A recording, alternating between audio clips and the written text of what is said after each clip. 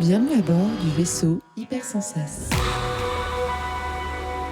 Bonjour et bienvenue dans le Défaussé, votre émission hebdomadaire sur les jeux de société. Moi c'est Alex, toujours à Cannes et toujours avec mon sidekick de toujours. J'essaie de faire une pause. C'était trop Le chelou podcast, ça marche bien. et pas du tout radiophonique.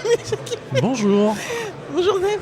ça va? Ouais. Oh, ça fait 1000 ans qu'on n'a pas posé cette question. C'est vrai. Mais là on a un peu de bruit, moi je suis contente parce que d'habitude on est ici, il n'y a pas de bruit et les gens ils nous croient pas qu'on est à Cannes. Donc là c'est cool. On sait pas. Est-ce qu'il n'y a pas le bruit de la mer? Et vous ne l'entendez pas parce qu'il ne veut pas parler dans son micro, mais nous sommes toujours accompagnés de Clément. Et bonjour. Hello de la For Game. Mais on a une personne qui nous a rejoint C'est vrai. et c'est Monsieur Corentin Lebras Bonjour tout le monde. qu'on a Salut. quand même régulièrement quand on est à Cannes, je trouve. C'est vrai, c'est mon petit rendez-vous décompresse du jeudi. C'est vrai.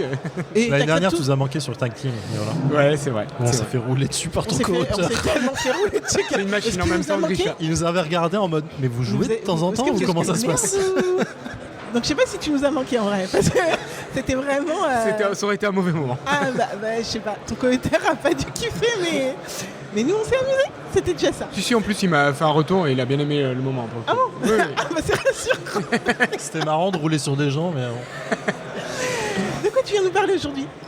Aujourd'hui, on vient vous parler de Spooky Tower, un jeu que j'ai fait avec Jonathan Favre-Godal, qui est pas sur Cannes cette année, et qui a été édité par Repos Productions, qui va sortir en avril là.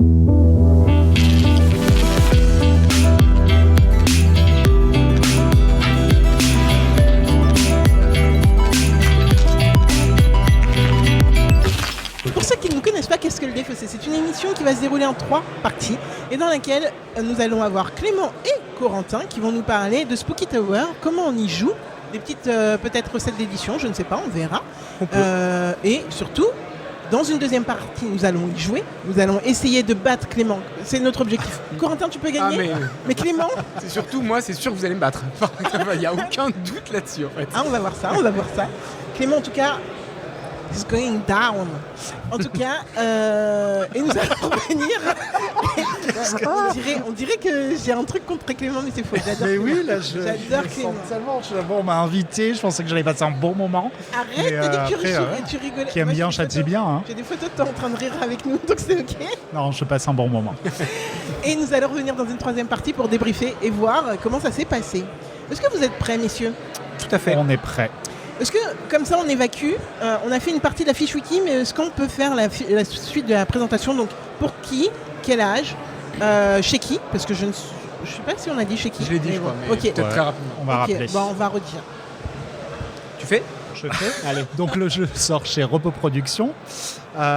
Il est de 2 à 4 joueurs à partir de 8 ans pour des parties d'environ 15 à 20 minutes. Ok. Et qui est l'illustration? On n'en a pas parlé. C'est Apolline Etienne. Oh, ok, très bien.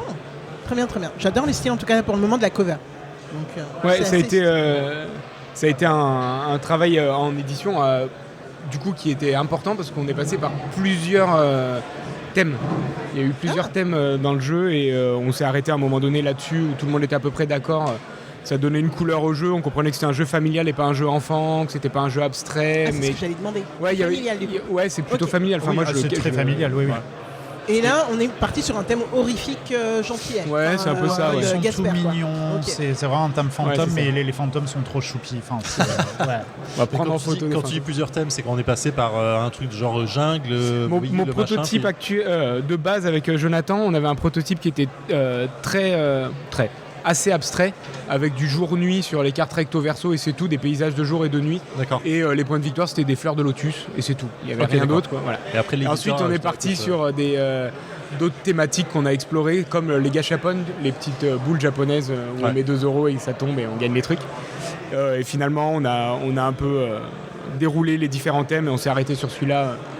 Qui matchait pas mal de choses cool pour tout le monde. Puis donc, je crois que le thème on s'est arrêté. Gachapon était, enfin, il plaisait à l'équipe. Ouais, c'est ça. Et mais, nous, le on principe était était déposé et Ouais. on n'avait pas le droit d'utiliser ce et nous, on thème. était un poil pas. C'est pas de la frilosité, mais on se demandait si le marché français sur les gâchapon, c'était. C'est souvent nous en France, les gâchapon, enfin les boîtes à bouche. On se dit c'est le vieux truc à 2 balles où on va avoir un Malabar un peu moisi à l'Intermarché. Alors qu'effectivement au Japon c'est un effet dingue, il y en a des milliers et des milliers. Des buildings, donc on savait pas trop, comme on voulait toucher juste un public familial, casual et tout, on savait pas trop si ça allait matcher. On n'a pas voulu prendre le risque. En vrai, en France, c'est vrai que c'est pas un truc. Ça garde une image un peu vieillotte. Ouais, un peu peut-être. C'est nous ce qu'on avait. La machine à boules qui est restée au fond du supermarché. À côté du cheval à bascule, tu sais. T'as les mains collantes qui collent plus dedans. Et tout, ça a pris le sol. Alors que là, les fantômes. Désolé pour tous les éditeurs qui vont faire le thème gâchapon dans quelques mois. Vraiment navré, quoi.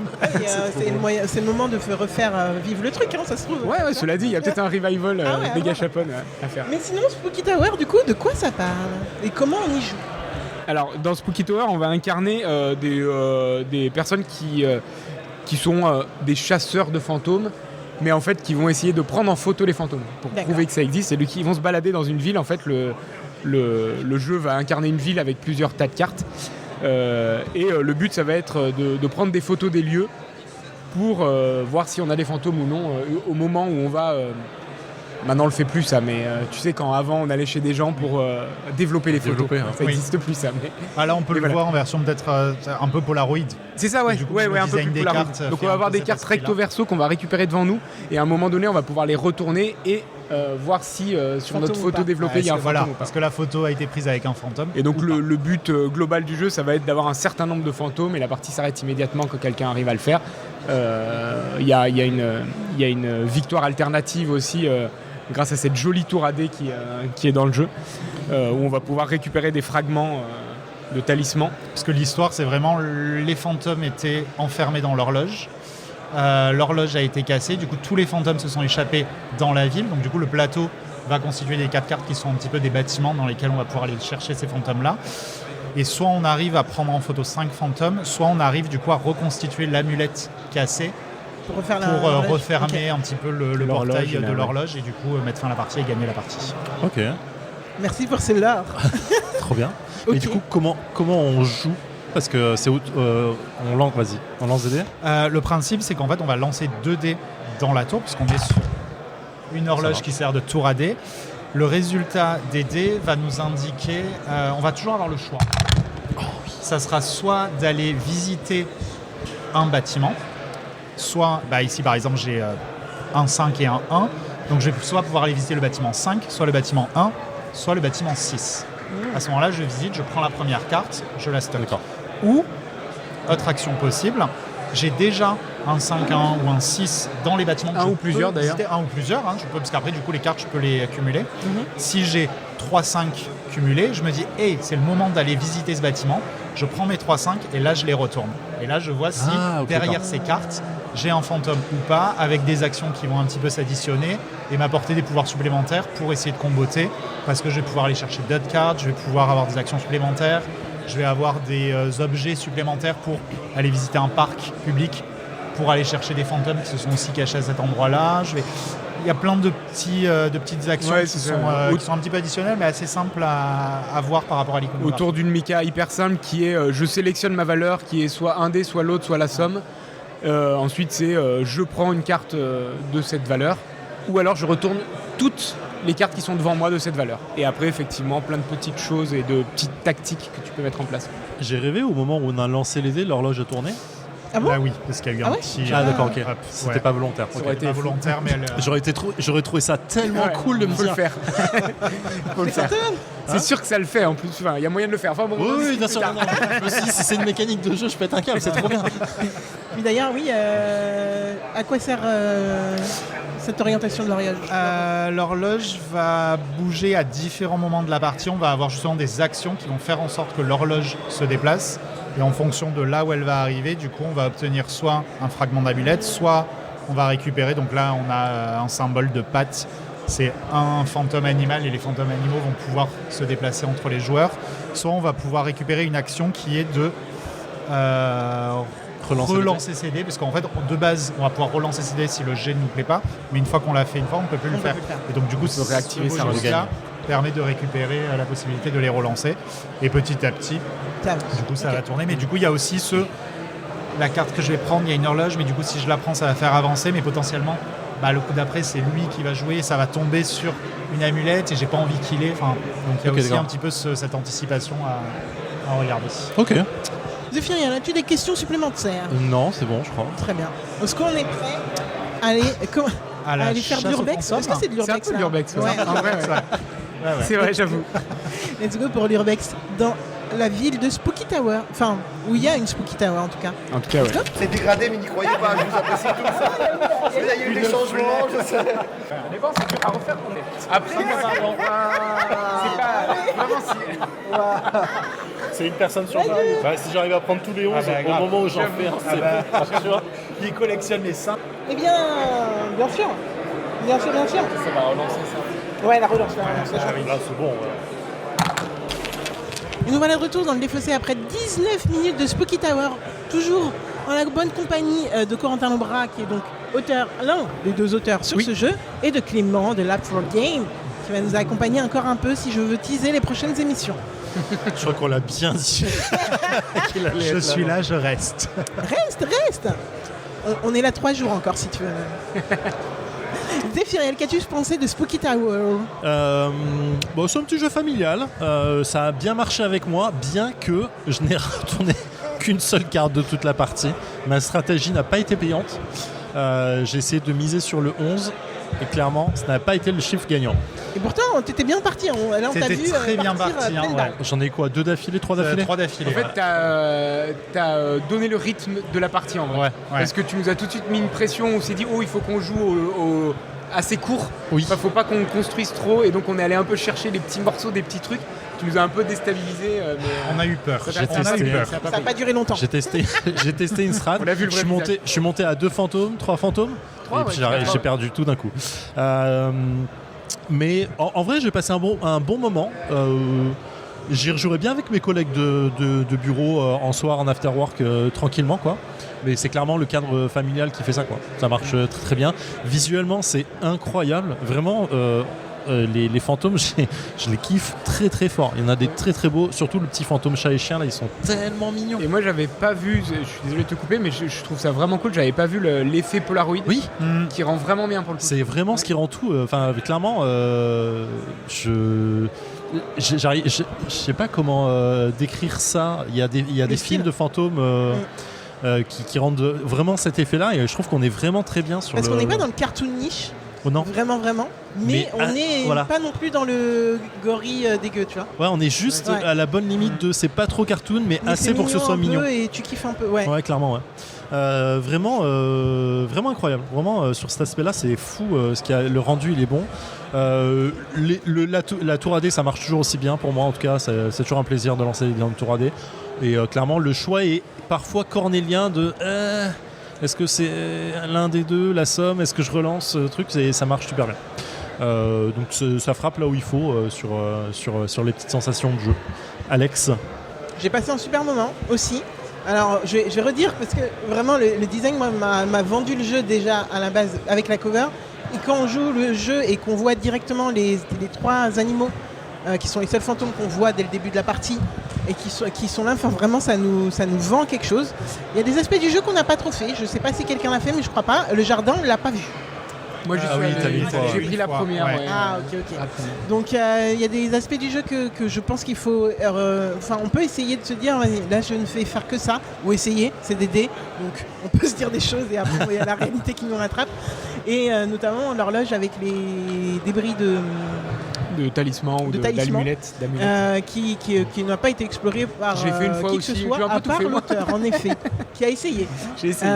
Moi, ce que j'ai essayé, c'est les animaux. J'ai surkiffé. Le fait qu'on puisse aller voler les animaux. Et du coup, en plus, ça fait un petit peu pas Kingmaker, mais quand même, quand on sent que quelqu'un est un peu trop présent, on va aller le titiller et lui récupérer ses animaux. Je ne sais pas pourquoi vous l'avez pas fait à la fin sur moi. On n'a pas En eu tout cas, mais c'est toi qui l'occasion, les as en fait. volés. T'es allé assez vite en fait.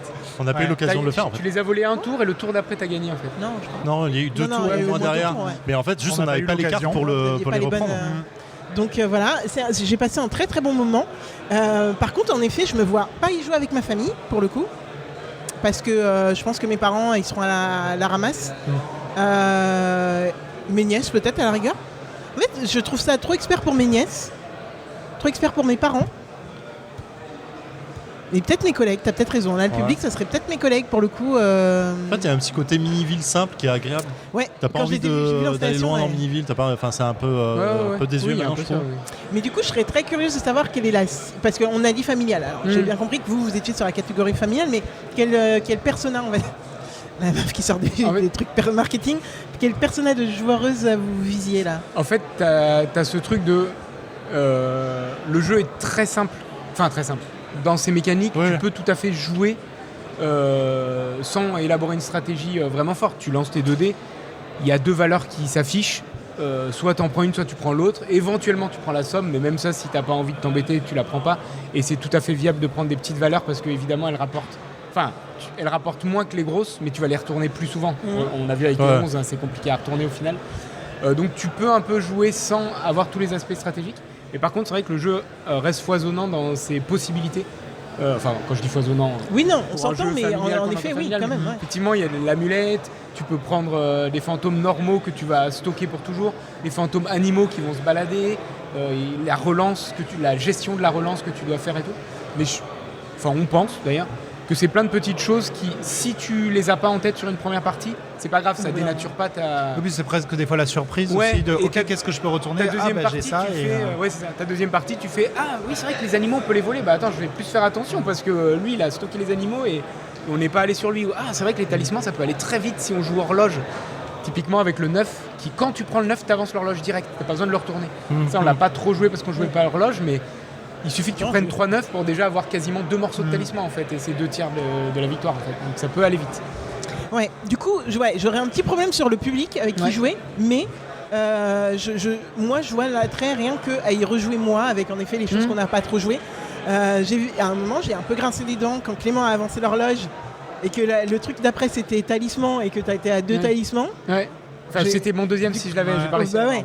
Et du coup, j'étais en mode. Il y a des petites strates quand même à se dire. Moi, j'allais plus jamais jouer horloge. Hein. T'étais à 2, c'était mort. T'allais l'avancer tout seul l'horloge.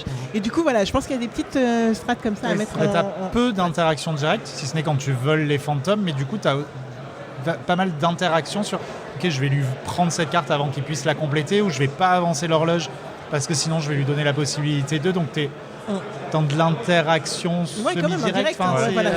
Puis il se passe quelque chose entre les joueurs quand même. À terme, quand tu as fait plusieurs parties comme nous, tu regardes aussi le jeu des autres en disant par exemple avec les 1 qu'on a beaucoup fait là, on sait que les 1 il y avait un fantôme, on a un peu surveillé ce que les autres ont fait quand ils ont retourné les 1 pour savoir si le fantôme était toujours viable et si ça valait le coup d'aller chercher encore des 1. Mais après il permettait aussi de retourner les 9 plus, donc c'est toujours intéressant, mais ouais. si en plus tu as un fantôme, Ouais, c'est la fête. il est pas sorti. Ce fantôme n'est jamais sorti. C'était le coiffeur. Il est resté le barbier. Au salon. Le barbier flippant. Du coup, non, j'ai vécu une bonne expérience de jeu sur quelque chose que vraiment je pense j'aurais pas attendu. Ouais. Vraiment, à la cover comme ça, et au 8+, clairement. je n'aurais pas attendu. En fait, Donc, les jeux familiaux, c'est toujours un peu difficile, je trouve, De juger. de juger et d'y aller, de se dire, ok, est-ce qu'on va passer un bon moment, est-ce que ça va être notre type de jeu? Clairement, on est... Il peut y avoir un assez grand écart sur les jeux familiaux. Là, effectivement, quand on dit jeu expert, on sait un peu à quoi s'attendre. Bon, il y en a des plus lourds que d'autres, mais Oui, voilà. globalement, c'est à quoi s'attendre. Familial, il y a... C'est tellement large. Déjà, est-ce que le terme est bon? Ouais, voilà. Voilà. Et on parle de familial moins, de familial plus. Ça veut bien dire Tu veux rien dire. ça veut bien sais dire plus où qu'il y a tu es. un spectre énorme en fait. C'est Et du j'ai dit plus, spectre. plus hein. initié, J'ai dit un moi. spectre. Ah, elle est bien. Waouh. J'ai eu le temps, Voilà, j'ai mis le temps. Ouais, t'as pas été très vif. Non, sur j'ai ça. pas été. Non, mais... Non, parce que j'étais sur le familial moins, initié moins, plus en mode Ah ouais, divertissement et trucs. Et là, ouais, pour le coup, moi je dis que c'est plus un familial plus pour le coup. Ouais, En fait, j'entends. dès que ma mère elle y est pas, moi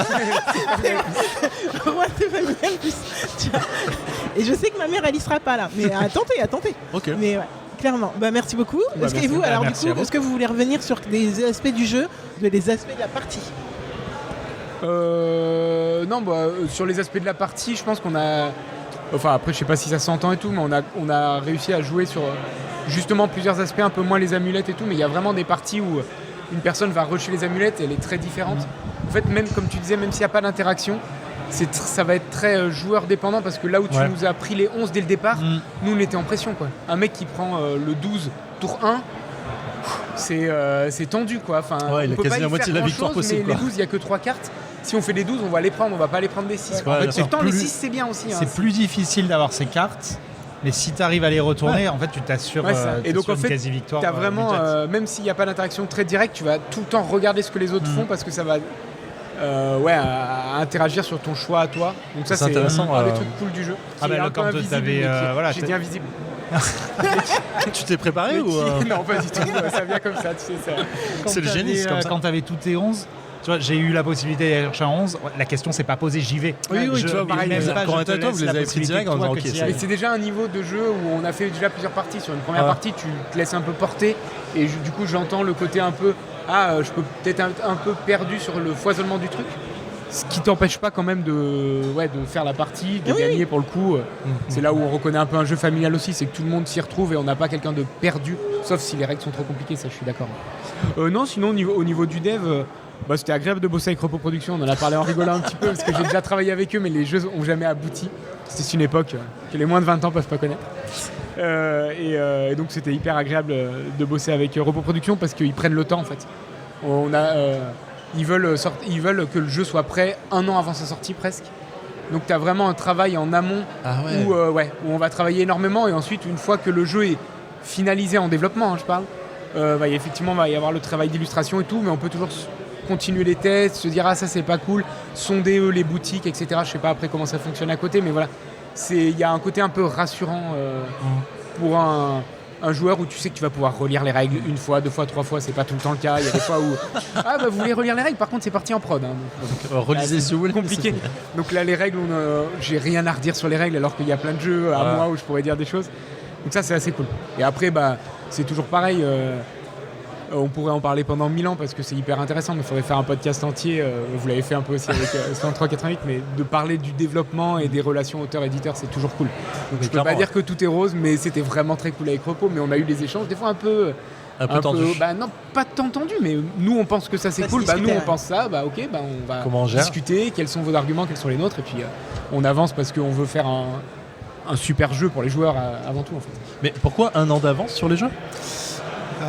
Parce qu'on veut que les jeux soient prêts, qu'on puisse nous les présenter en boutique, les présenter aux différents pays qui vont distribuer le jeu et du coup pouvoir faire des appels à commandes et que en fait, même les différents pays, on puisse aussi les embarquer avec nous, les convaincre et qu'ils puissent s'approprier eux aussi toute leur communication et l'envie et qu'eux puissent aussi communiquer auprès de leur boutique. Que tout le monde soit prêt, quoi. En fait, que tout le monde soit prêt et que quand le jeu sorte, il sort pas entre guillemets que dans un pays et ensuite ailleurs, mais ok, le jeu est prêt à sortir, il est abouti, tout le monde l'attend et Ok. C'est fort, je trouve que c'est fort en termes de préparation en fait. Ça demande vachement d'avance. Clairement, je pense que le planning clairement. et la gestion elle doit être compliquée. Ok. Merci. Merci beaucoup à vous deux en tout cas Merci. d'être venus jouer à merci Spooky beaucoup. Tower. Merci pour cette première victoire et on a écrasé Clément. C'était la seule mission qu'on avait. On est à 1-1. ok, objectif Ah, réussi. on est que sur 2026. On est sur les. Ça compte les victoires alors. Ah, là. Clairement. Ok, Alex. 1-1, très bien. En tout cas, merci beaucoup à vous deux. C'était un très très bon moment, comme d'habitude. Et vous revenez tous les deux quand vous voulez. Clément, je te dis Avec ça. plaisir. Voilà. Moi je reste. Et jouez bien. La semaine prochaine, ça sera Zephyriel aux manettes. Un nouveau jeu, très certainement de la 4Game, mais on ne sait pas. Et Corentin, écoute, ton prochain jeu, je sais pas. L'année prochaine, quoi. Enfin, on se verra avant, j'espère. Mais... J'espère. Ça marche. À plus. Merci beaucoup. Fin de transmission.